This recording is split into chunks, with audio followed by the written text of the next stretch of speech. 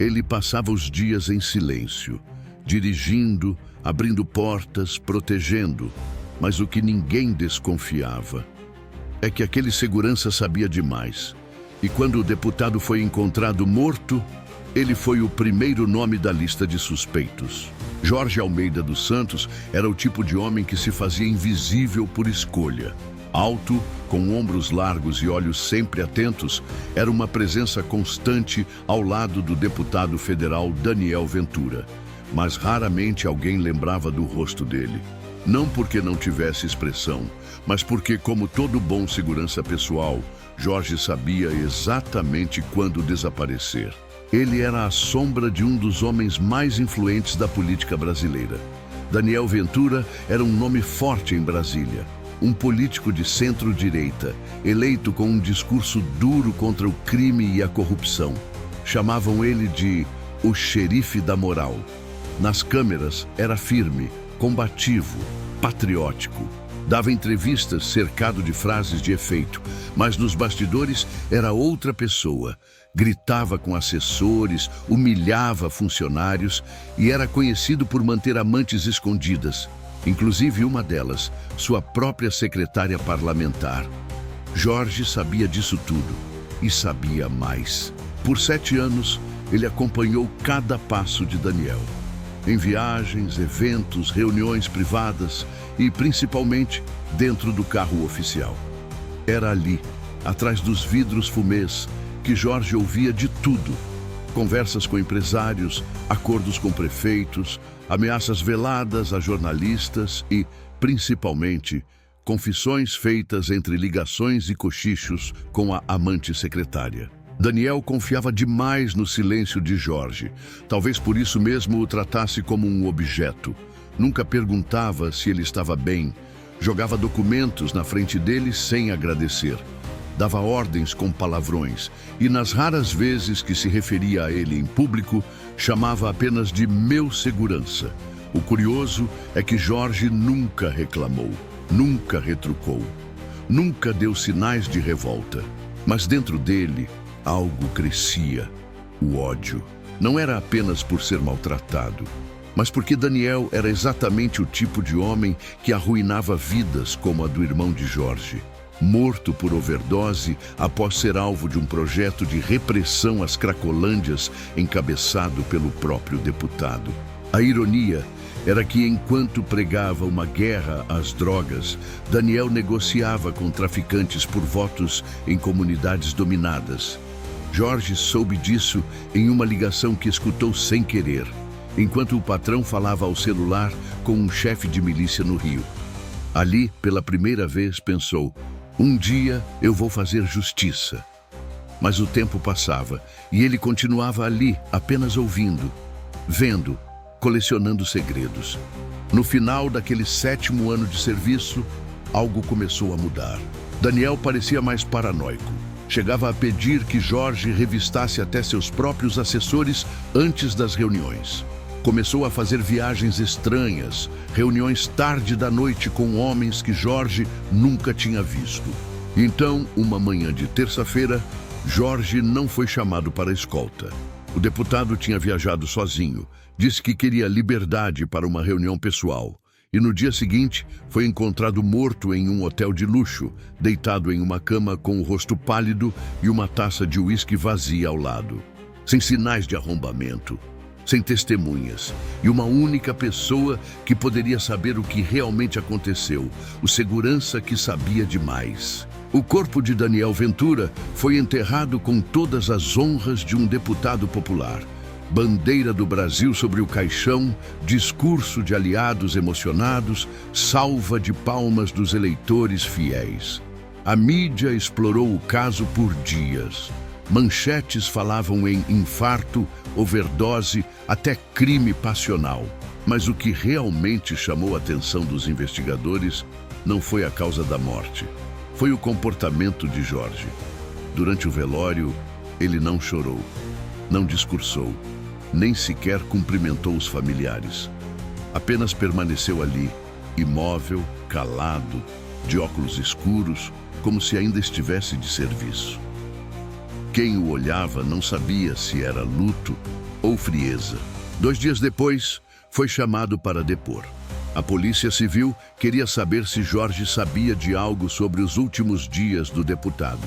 Ele era, afinal, o único que tinha acesso privilegiado a informações pessoais. Jorge sentou-se diante dos investigadores e respondeu tudo com frases curtas. Não fui chamado naquela viagem. Não sei o motivo da reunião. O deputado não compartilhava sua agenda comigo. Mas havia algo estranho. Os policiais perceberam que ele parecia esconder mais do que dizia. Não mentia, mas evitava palavras. Desviava o olhar nas perguntas sobre vida pessoal do deputado. Silenciava em trechos que outros seguranças falariam com naturalidade. A suspeita começou a crescer. Por que um homem que passou 7 anos ao lado de Daniel Ventura estava sendo tão evasivo?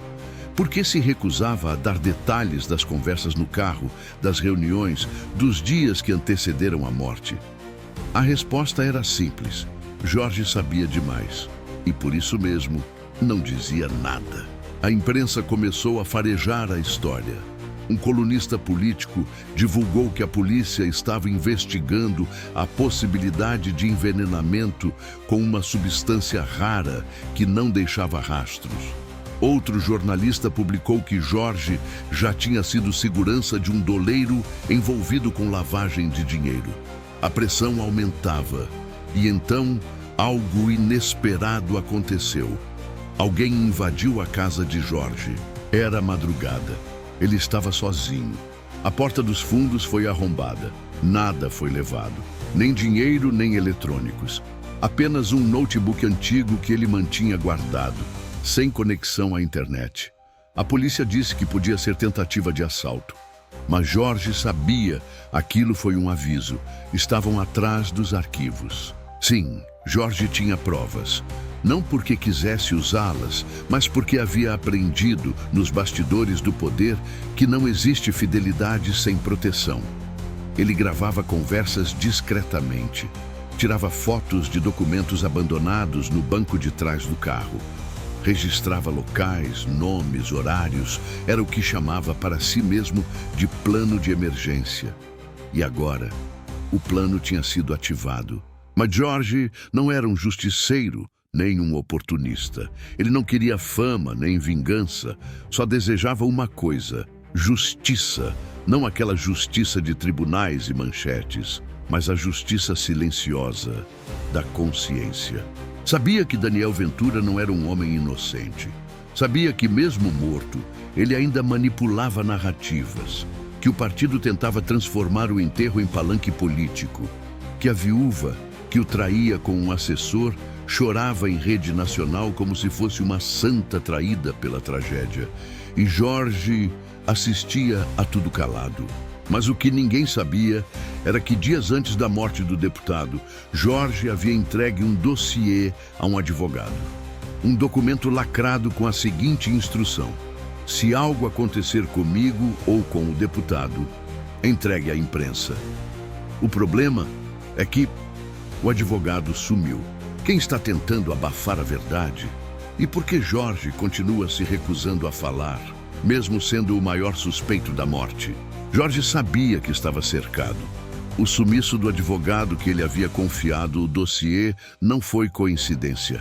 As perguntas na delegacia estavam mais incisivas e um policial civil, fora das câmeras, já havia dito em tom direto: se você não abrir o bico, vai acabar sendo o bode expiatório da história.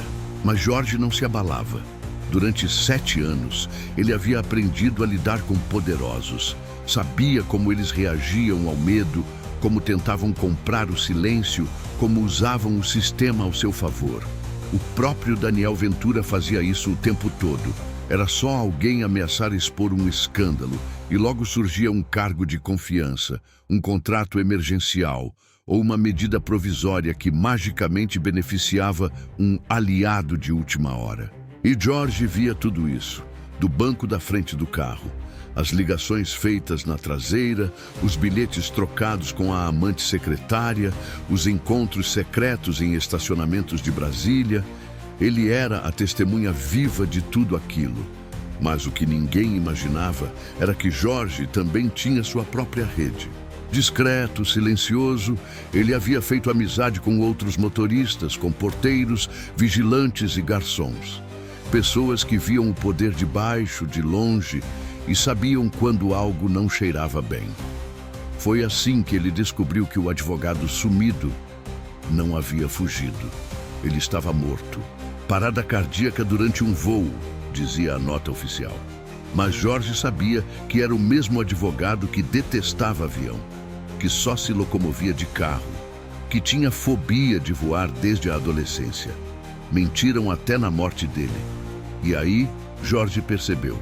O dossiê estava sendo caçado. Mas por que ele não falava?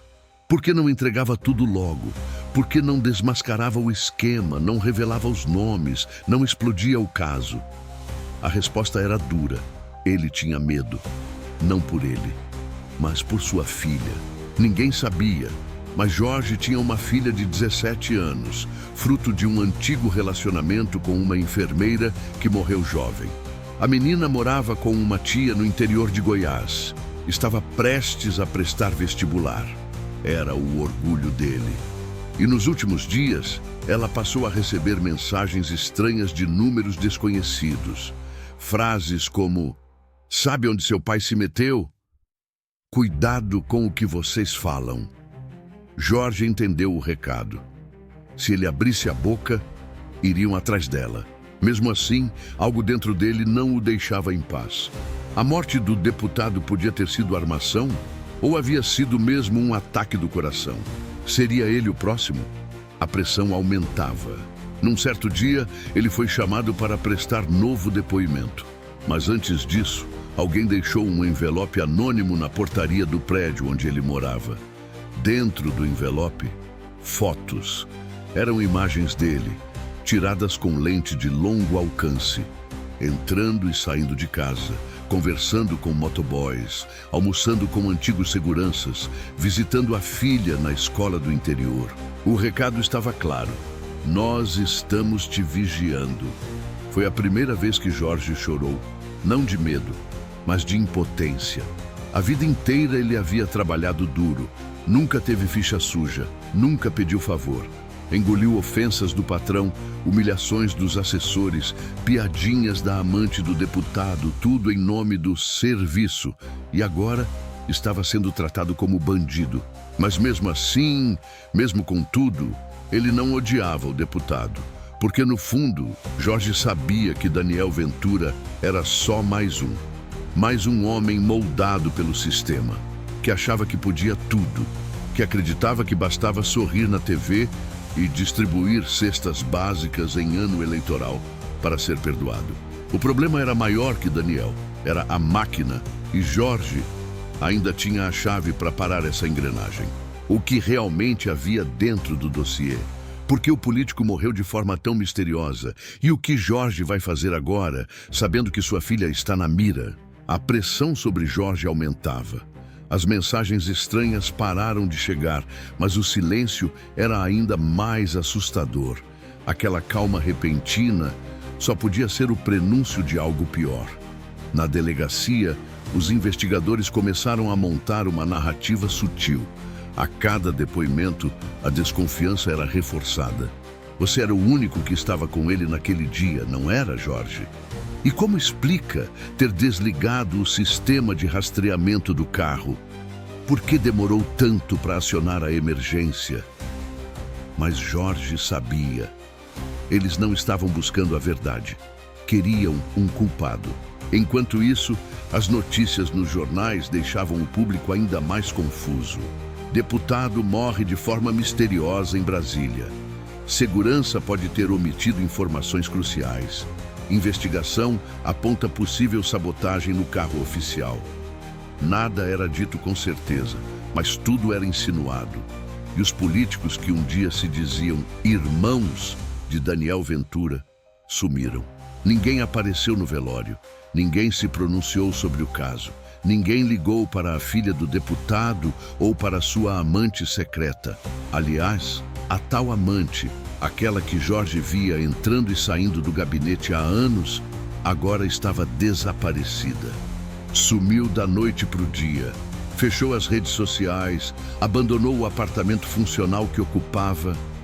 Evaporou. Jorge estava cercado, sem apoio da família do deputado, sem advogado, sem emprego. E agora, sem certeza se sua filha ainda estava segura. Foi aí que ele decidiu quebrar o próprio voto de silêncio.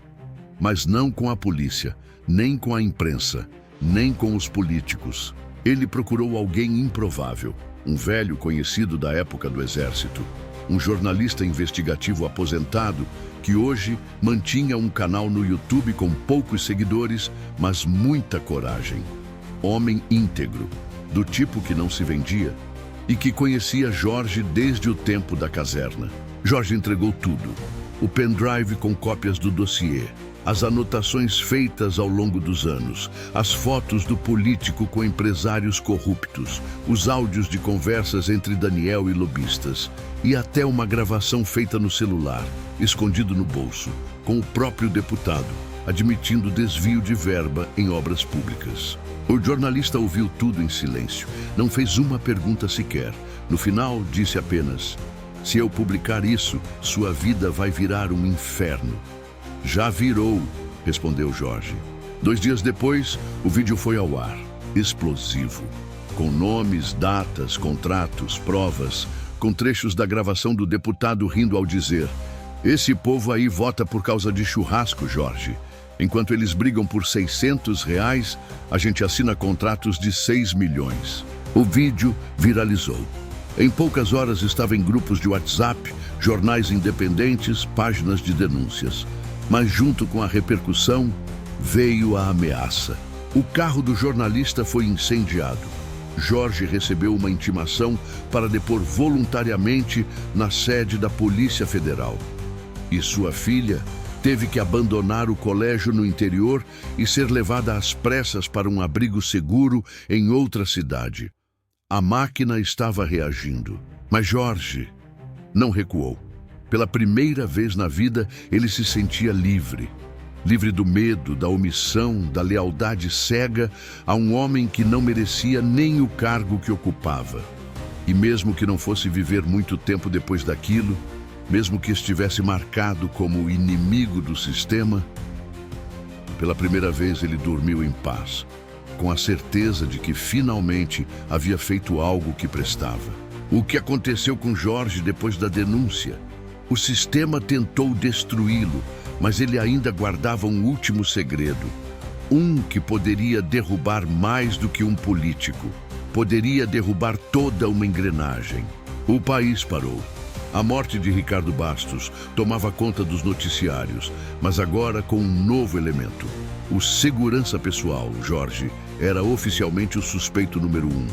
A mídia sensacionalista se esbaldava. As manchetes iam de motorista traído vira assassino, até a guerra silenciosa dentro do carro oficial. Jorge, calado como sempre, não falava com ninguém. Foi nesse cenário que uma das maiores reviravoltas da história aconteceu. No escritório da Procuradoria, uma jovem promotora chamada Lívia Teixeira recebeu um dossiê anônimo. Um envelope pardo, simples, sem remetente. Dentro, um pendrive. Curiosa, ela inseriu o dispositivo no computador. O conteúdo era chocante. Gravações de áudio feitas dentro do carro oficial. Conversas entre Ricardo Bastos e sua secretária, a amante, detalhando crimes de corrupção, ameaças, propinas, fraudes em licitações e, principalmente, uma série de ameaças direcionadas a Jorge, o segurança. Em uma delas, Ricardo dizia: "Esse motorista está me olhando torto demais. Qualquer hora mando sumirem com ele." Lívia ficou em choque. As gravações eram claras. Quem quer que tenha feito aquilo tinha acesso direto às viagens de Bastos. E não era difícil deduzir quem era o responsável. Poucos dias depois, Jorge foi solto. O juiz alegou falta de provas e o surgimento de novos indícios que isentavam o motorista. O país se dividiu. Alguns passaram a vê-lo como herói. um justiceiro silencioso que tinha suportado anos sendo humilhado para, no final, expor um sistema inteiro de podridão. Outros o viam como oportunista ou até mesmo como o assassino que se safou. Mas Jorge nunca deu uma entrevista. Nunca disse uma única palavra a nenhum jornalista. Sumiu da mídia. Alguns diziam que havia se mudado para o interior com a mãe. Outros que havia sido contratado por um senador da oposição. Anos depois, um livro foi publicado. O título, Dentro do Carro Oficial, o Homem que Sabia Demais. O autor, anônimo.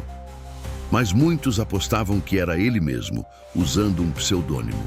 No final do livro, uma frase. A verdade às vezes precisa ser ouvida em silêncio, mas ela sempre encontra um jeito de ser dita.